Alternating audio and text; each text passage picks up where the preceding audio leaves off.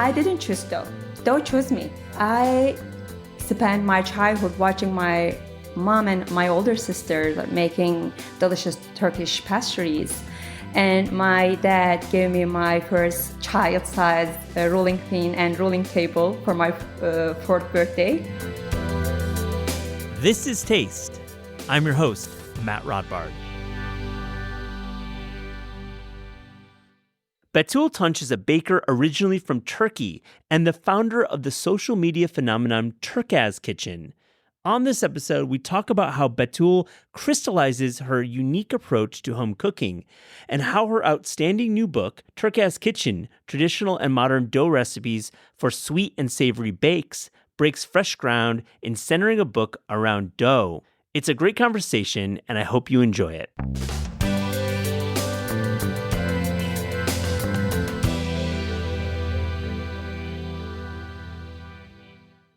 Betül Tunç, welcome to This is Taste. This is such an honor. I've been a major fan of your work going back years online, and this is your first podcast interview. It's your first interview, so thank you so much for joining This is Taste. Thank you so much for having me. I'm so excited to talk about Turkaz Kitchen with you. So it is an honor to be here. Thank you. Absolutely. And let's just jump right in. What inspired you to launch Turkaz Kitchen, which is now, if you're not familiar, a major platform online? You have a very clear aesthetic that is beloved by many millions of people out there. What inspired you to launch this? Actually, it was out of necessity for connection. After getting married with my husband, we moved to the US, and then he was doing his PhD, and we were living in Madison, Wisconsin. We have a huge Turkish community in there. We have lots of friends. I never felt I am a foreign country. It was so lovely at this moment. But then a year later, we moved to Chicago for my husband's postdoc. And at the time, Kerem was so small. Kerem, my son, was so small. He was only 3 to 4 months old. And we were living in downtown Chicago. You know, downtown Chicago, it is so crowded. And also, Chicago is so windy, so cold. We were at home with my son. And also my English wasn't so good. So I couldn't make so many friends. But I need to do something. So, as always, whenever I feel I'm lost and I'm depressed, I find myself in my kitchen again. I was baking and cooking every single day. I was tasting new recipes. And then one day my husband suggested me to create a social media account to connect with the other foodies. And then I was like, yeah, I think this is the best solution for me because I was thinking to keep all of my recipes in the same place at the same time. And then I thought, yeah, it would be nice to keep all of my recipes in the same place. It would be a nice cookbook for my family, for my kids. And then decided to create my first Instagram page. And then my journey has started after that. That's incredible. And we'll get into the visual identity that you've created and of course, all the amazing recipes. It's magical, I'd say. It takes us to a world that many of us don't know, and you're really warm and inviting. I want to ask you about growing up and tell me about where you grew up and what was food like in your household growing up? I'm coming from a huge foodie family. And my mom was making everything at home. She was she was making everything from scratch, and she was making generally Turkish recipes, kind of like soups and stews and delicious desserts and pastries, Turkish pastries. And also my uncles and my cousins are chef owners. They have several restaurants in Turkey. And I always have a chance to access delicious Turkish recipes, Turkish dishes in Turkey. I grew up eating lots of like kebabs and mezes and like flatbreads, just like a böreğs, lots of delicious food. And then when I was a teenager, my older sister and I took charge of the kitchen. And my mom like taught us well, and then she was super happy to pass the responsibility for the dinner. And my older sister was responsible for the dinner, and then I was responsible for all of the dessert and pastries. And we are so interested in the kitchen. We tried lots of different dishes from all around the world. We were watching lots of TV shows. We buy lots of cooking cookbooks, and we tried everything. Actually, we learned everything together. So, like I would say, I grew up in very huge foodie family. So I have always access to good food. Oh, it's obvious, and having a restaurant family too on top of that really Exactly. made you aware of the range of cuisine available in Turkey and around the globe. And you told me you moved to Madison, Wisconsin, which I went to college there myself. And Oh, really? Yeah, absolutely. Have a lot of love. God. I love Madison. This is my first home, in here. And it's so similar to Blacksburg, Virginia. It is, like a small city. It is so lovely. I'm a winter person. There is like a long winter days. It sure is. It was just like so lovely to move in Madison, my first visit to the U.S. Yeah, and let's talk about the food when you're moving from Turkey, and I love that you're a winter person. Obviously, you needed to be a winter person to live in Madison. But when you were first living there, what was it like to taste Wisconsin cuisine and American cuisine at that? You know what's funny, Matt? We love Turkish food. Just like I think every cultural person loves their own cultural foods, and we just for a long time we just ate at home and generally Turkish food or just like a kind of like a limited other cuisines, like a kind of like a very common recipes, tacos, and kind of like the much more French pastries, something like that. Then I decided to just visit much more like different cuisines restaurant. It was a huge like change in my life. Oh my God, I love her cuisine. First of all, we met with Indian cuisine. It was so lovely. And we met with the Mexican cuisine, then Chinese cuisine and the Thai cuisine. I was like, oh my God, it is so lovely. I feel so lucky to be here because we have chance to taste all of the different cuisine at the same time. And also like all of the people are just making like native chefs and restaurant owners making them.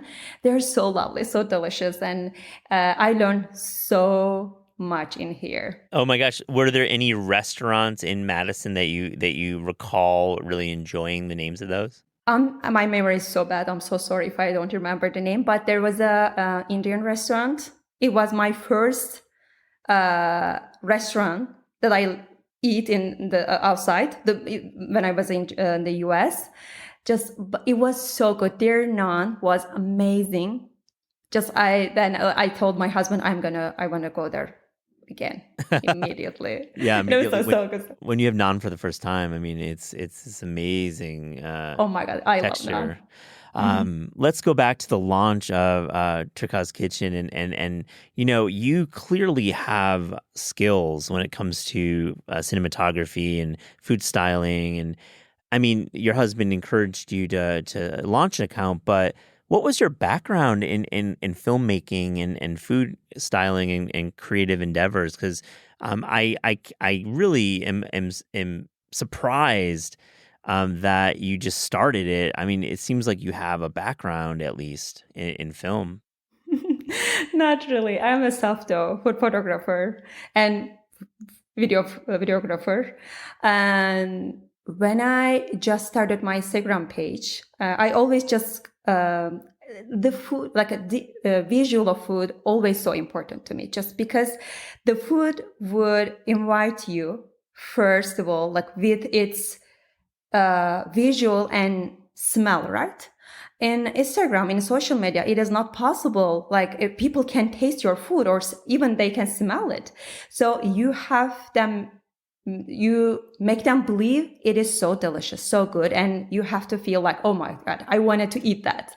So it is so important to shoot delicious photographs. You have to shoot your recipes and your food so delicious.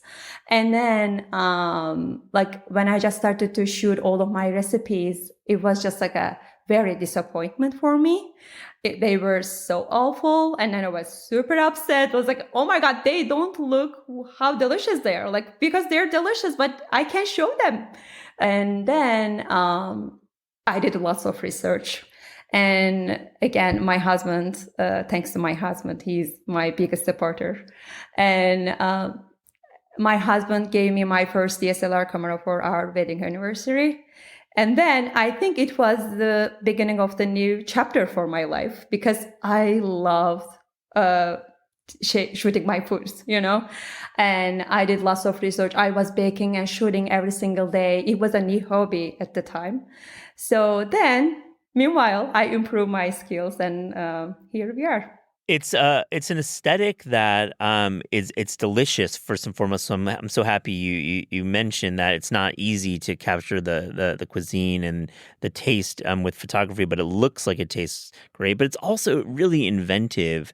And I wanted to get a sense of how you landed on this aesthetic, which is a part. It's a lot of overhead, and you're shooting the preparation and the mise en place, and you're wearing incredibly beautiful traditional garments, and I think that had a lot to do with along with the cuisine, the capturing the attention. When did you decide to wear these clothes, and is this your traditional? Is this what you wear every day? No, not really. It is not like a belong any tradition and culture. They're just like my favorite outfits, and I always loved vintage, Matt. I loved all fashion items, and I always, whenever we go to any different city, I always visit popular antique stores. Just maybe I don't know, like because when I was a child, my grandma passed away just before I was born. So my mom, we used to go to my grandma's house, and then my mom loves her mom so much, and then she was always so happy when we were at my grandma's house, and then she was making everything with her antique tools, and then just like a kind of like a different, unique utensils, and then she was using them, and it was always I have lots of memory about like this. So I think for this reason, I love vintage. I love old fashioned things so much. So I had a collection just before to start my shoot, all of my photographs. And then I love to use them in my photographs because they make them more vintage, more invited. So I think it was the reason why I choose my aesthetic. And also I love fashion. Like I always loved, but my dad is a tailor, so maybe yes. Oh wow, that's a really interesting part of your story. Is your father Exactly. is a tailor and help making clothes and altering clothes? Yeah, Exactly. Maybe he inspired me so much. So I love fashion. So I'm so lucky because my job sort of allows me to use all of my hobbies in the same place, at the same time. So I love to style my outfits for my videos. So it's because they helped me to show my vibe, the vintage vibe, easily. So I think I find my aesthetic with this way. So I love that to shoot that kind of like a unique style video. So people really love them. And people certainly do, and you've got millions of fans around the world. And I wonder when you're walking around Blacksburg or Madison and maybe not wearing your clothing from videos, are you recognized ever? Do you get stopped on the street? It is so lovely. These days there, I'm getting recognized by people. And also they found my house somehow. I don't Oh, know no. how. They send me some gift and some cards, and they're so lovely. I love all of them. They're just my social media family. And I feel so lucky to have all of them.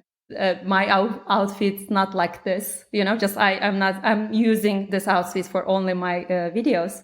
I want to. We've gotten through the aesthetics here, and that's a big part of your story because we know you from visuals. But really, I want to focus on the book, which is really brilliant. And what struck me at first was your the foundation of this book is dough. And the idea of a book around dough is fresh. Like we have, of course, have baking books and pastry books and bread books, but you're not using any of those words. You're saying dough. And so let me ask you, why focus on dough? And do we maybe take dough for granted as home cooks? You know what, Beth? There was no other topping for me for my first cookbook other than dough, because I didn't choose dough. Dough chose me. Like we have a huge connection with it because I have tons of lovely memory from my childhood. I spent my childhood watching my mom and my older sisters making delicious Turkish pastries. And my dad gave me my first child-size rolling pin and rolling table for my fourth birthday. And then I used to sit with them. Then I used to help them. Like I'm just telling help them, just kind of like trying to help them. It was just so lovely. Then when I was 78 years old, my mom used to prepare a real dough as a Play-Doh. And I spent hours to shaping and rolling it. And then end of the day, she used to cook that, and we enjoy them in the dinner. So I have lots of amazing, lovely memories from my childhood. And then years later, again, one of my first viral video was dough recipe. And people loved my dough recipes, and I made tons of different type of dough recipes in my Instagram page. And I was getting tons of questions again. Betül, what is your secret? We wanted to make dough just like you. How can we make beautiful resin, perfect dough just like you? Can you share your secrets and your tips with us? So, and then I thought it would be nice to write a dough cookbook, and to share all of my experience over 25 years with them, and then just write all of the tips and techniques and what is the important secrets, all of the secrets with them. But yeah, in the middle of the process, somehow I realized that it was so painful that I realized that writing a dough cookbook was a huge responsibility, because dough can be easy because it has a few easy ingredients that everybody can find their pantry. But on the other hand, it is so complicated. There's lots of tips and techniques behind it. But I'm so thankful I did that. I'm so grateful what I did. I will write same book again because I'm so happy. Yeah, it's a beautiful book. It's brilliant, and really it opens up so many doors to cooking with dough at the foundation of your home kitchen. And one thing dough related is pasta, and you have a really sneaky talent of creating these really original pasta recipes, hand rolled pastas. Give me one of your most original pasta recipes from the book. Yeah, sure. I grew up eating homemade pasta, Matt. Homemade pasta is a stable dish in my mom's menu. She was making every time at home. I rarely remember we eat just packaged pasta in my childhood kitchen. My older sister and I were making homemade pasta weekly, and then we dry them and then we keep them in the refrigerator. We eat them through the weeks and then repeat the process every single time. So like it is our favorite. So it's just, I love homemade pasta. And if we are talking about the beautiful pasta, if we're talking about the best favorite pasta, it can be so easy. It can be so like a simple, you can just use high quality olive oil, top with Parmigiano cheese and a little like a fresh basils, like not need to just add so many fancy things in your homemade pasta because it's so delicious by itself, you know. But my mom used to make a kind of like a ground walnut pasta when I was a child. It was one of my favorite. She was after cook the pasta, she was she toast the homemade pasta with brown butter, and she was topped with the mixture of granulated sugar and ground walnuts. It was so good, Matt. Like, you have to taste it. It is kind of like a buttery, a little nutty, and a little sweet. It's so good, so delicious. And it was one of my favorites when I was a child. But right now, I can make it so much because my husband not a super fan of like a sweet taste and a savory dishes. So our go-to recipe in here, I toast homemade pasta with roasted tomato sauce. Homemade pasta with a roasted tomato sauce and top with homemade burrata. And drizzle some high quality olive oil and some of like a fresh basil on the fresh herbs, and that's it. It's so good, so easy. It's so comfort for all of them, all of the pupils, you know. It's such a great reminder that when you make fresh pasta, you really don't need to mess it up with anything too complicated. I'm thinking about this ground walnut and brown butter and a little bit of sugar and a little bit of salt. I'm just like, this recipe. It feels like kind of perfect for a pasta that makes a statement that's a little different, and you're just pulverizing the walnuts in like a food processor, and then yeah, generally just you can just process it in the food processor.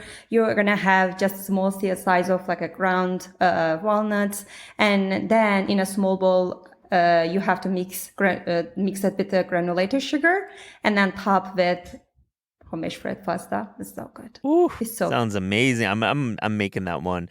And also, I love brown butter, so I can stand with that. If I have a brown butter, I can just dip fresh bread with that. That's it. No need to add anything in this one. It is so good.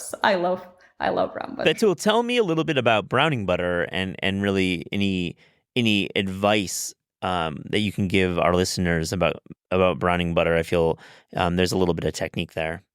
Mm-hmm, mm-hmm. Yeah, I generally make homemade butter. You know, I love make my own butter. So if I have a homemade butter, I just medium high heat. I put that in a medium pan, and people never can leave the butter when they're making brown butter because it's so important. It can burn so easily. So when it's come to a little boil, like not the boil, like it's gonna be like a kind of a fluffy and bubbling a little bit. Yeah, bubbling, and there is gonna be a foam on the top of the butter, and then immediately they have to remove from the stove, and then they can prepare a little small size of like a cold water, or maybe they can just wet a kitchen towel. They can keep it next to the stove top. Then immediately I put that onto a wet kitchen towel because I wanted to make sure it's not getting so dark immediately.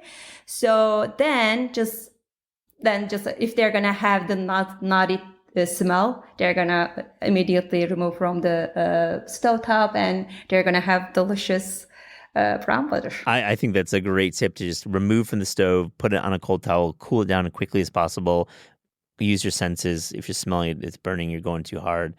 I want to talk about chocolate babka, which was the star of one of your first breakout videos. And really, what's the key to making a great babka at home? Mm-hmm. Yeah, babka was one of my first viral video, but I wasn't surprised because it is the like I think it's the amazing combination of a buttery and fluffy, pillowy, fluffy, enriched dough with a delicious chocolate filling. It is so good. It is so delicious. No one can say no for a delicious babka. So if you're talking about the key, I think the most important things for the enriched doughs, you have to make sure you knead it well and also you rest it well. So for this reason, I generally use a cold fermentation for all of my enriched doughs. By the way, we have a whole chapter for enriched dough. I love to make enriched dough. And also, yeah, generally I prefer to make a cold fermentation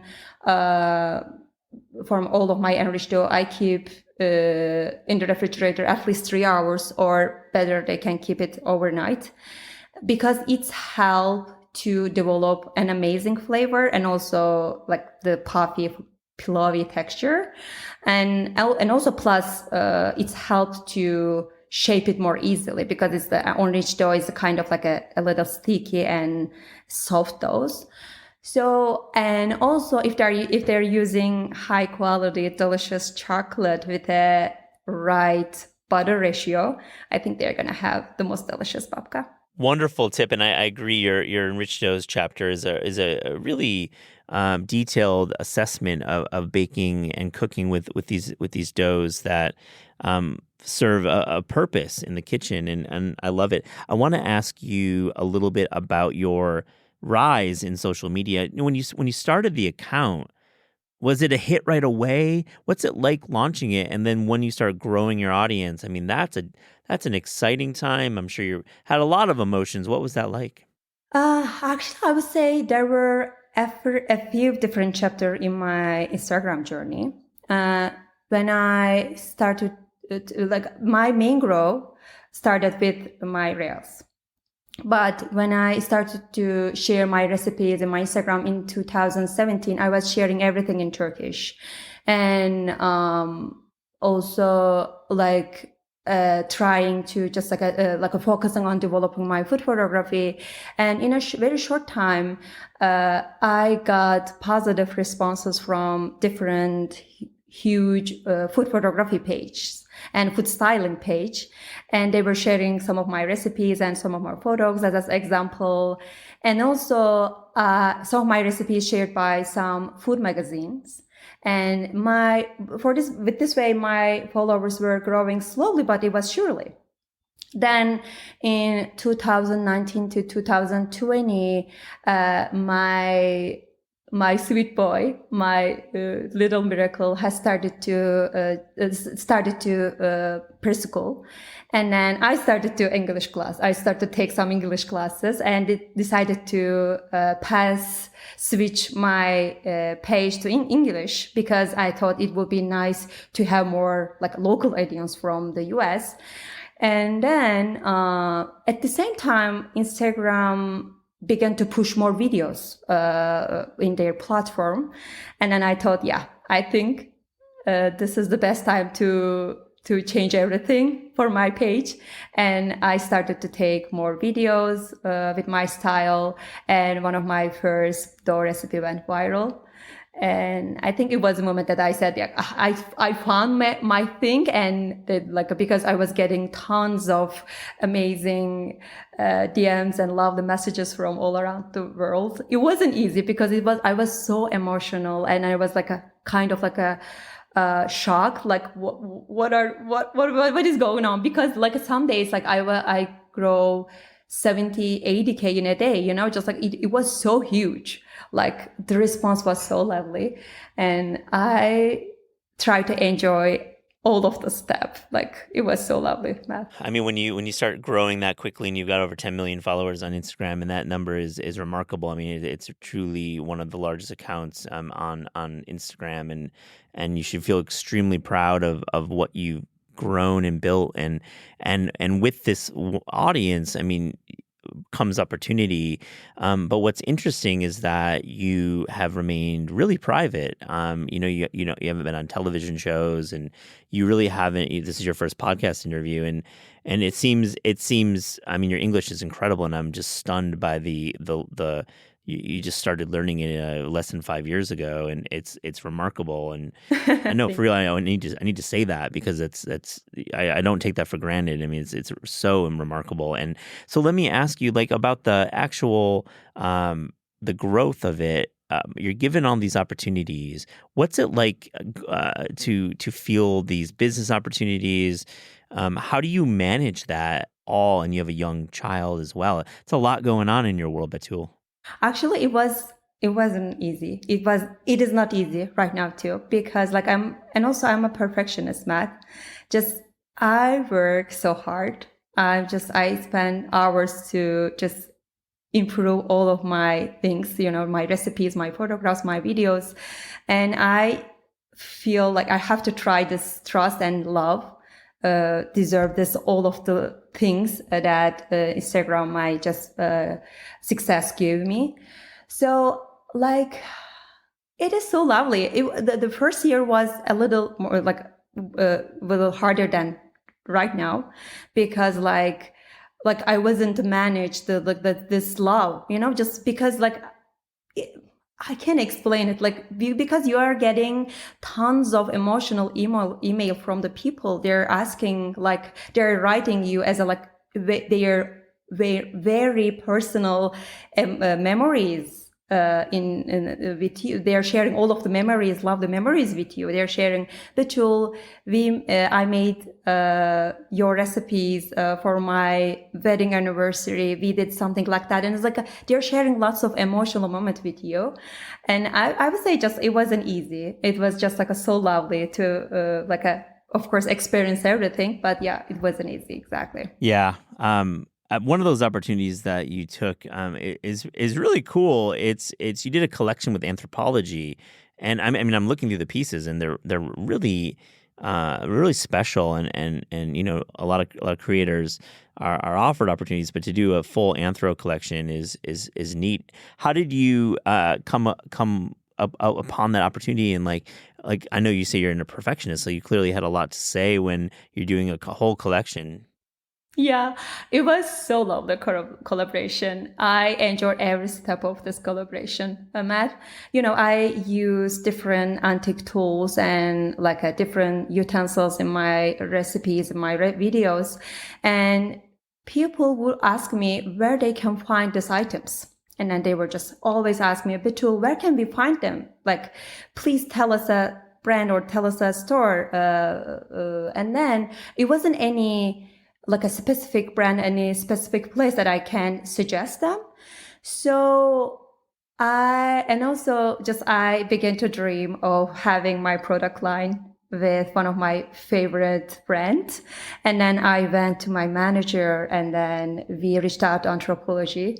And then they were super happy, super excited about the idea. And we got started immediately.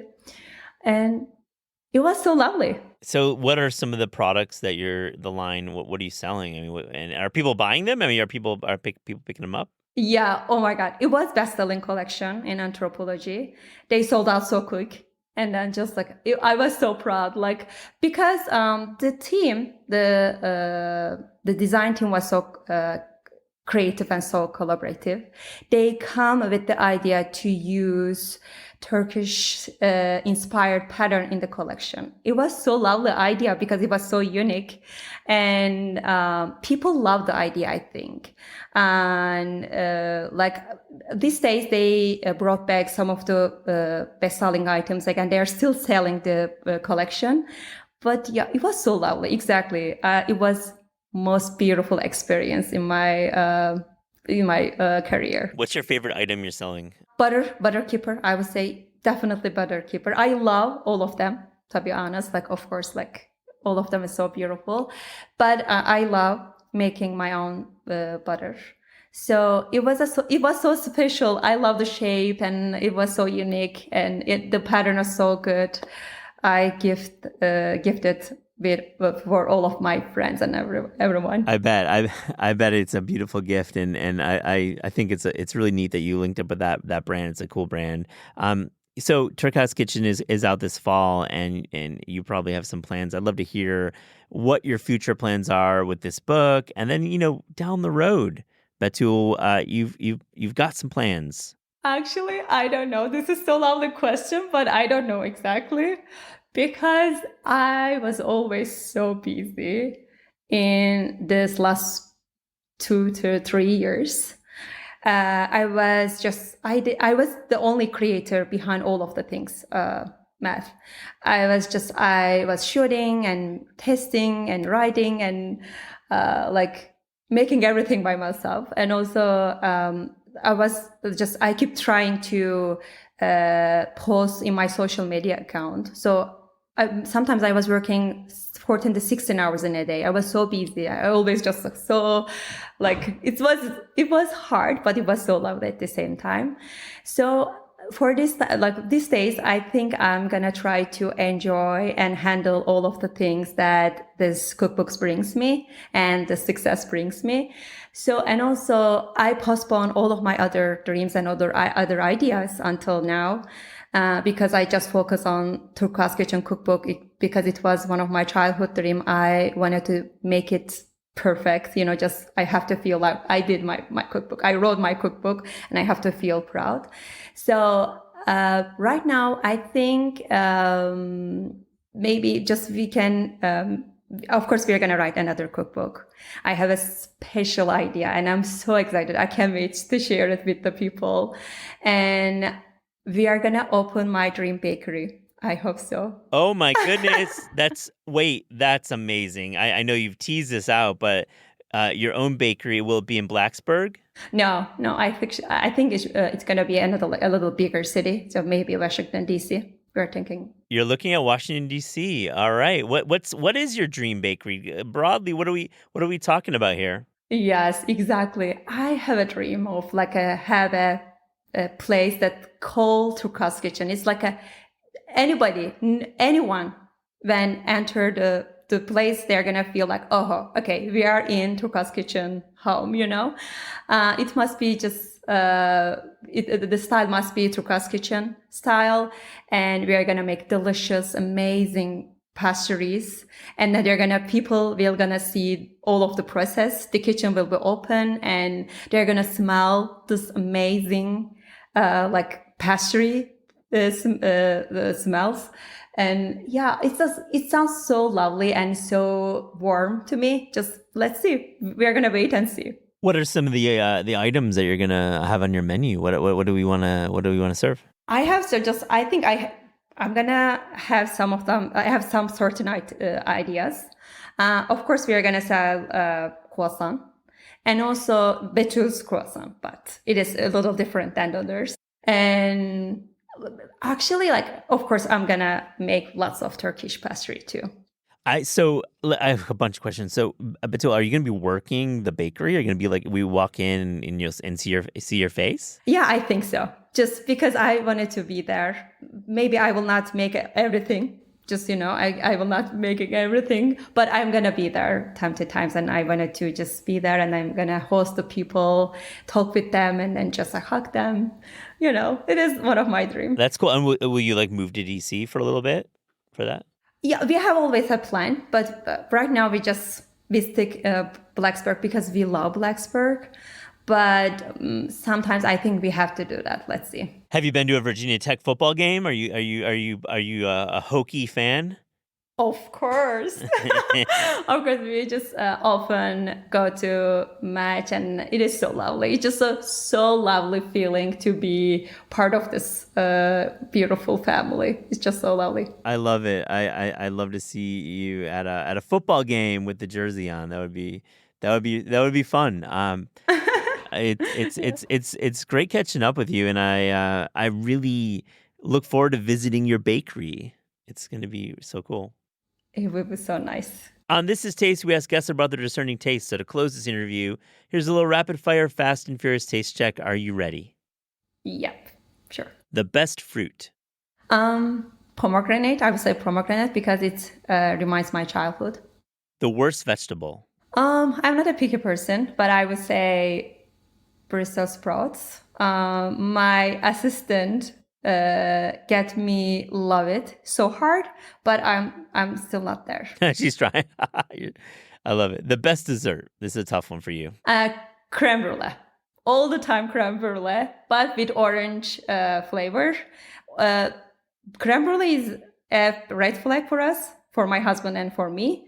If we ate a bad creme brulee in any restaurant, it means just, no, we are not coming here one more time. I like that. That's a sign of a good restaurant, is a good creme brulee. That's good. All right, your favorite American fast food chain? I would say Red Robin. I know it is not the kind of very fast food style, but this is our option in here. What's your order at Red Robin? I love that place. Scorpion burger. It's so good. I love the sauce and love the fried jalapenos. Yeah, they have a really good burger menu. That's right. Your favorite cookbook of all time? I have a whole collection, and I'm getting tons of cookbooks from my influencer friends, and I have lots of talented friends. I'm so lucky, and they all of my favorite one. But if I'm talking about my favorite one, I would say one of the Turkish cookbook. We call it Our Table. When I was a teenager, I used that so much, so it would be a little special to me. Speaking of your influencer friends, do you have any recent favorite cookbook discoveries? Yeah, I don't want to hurt anyone, but I love all of them. But I would say Joshua Wisman's second cookbook, Texture Over Taste, was so beautiful. I love all of the details on this cookbook. And also I am a Deb Pearman fan, so I love Smith and Kitchen cookbooks. Oh, those are terrific choices. Both Deb and Joshua are amazing in the kitchen. Great creators too. Love them. A cuisine you would like to learn more about? Definitely Mexican cuisine, because we have a huge fan of Mexican cuisine. I would love to dig in and to learn more traditional dishes from that. Have you visited Mexico?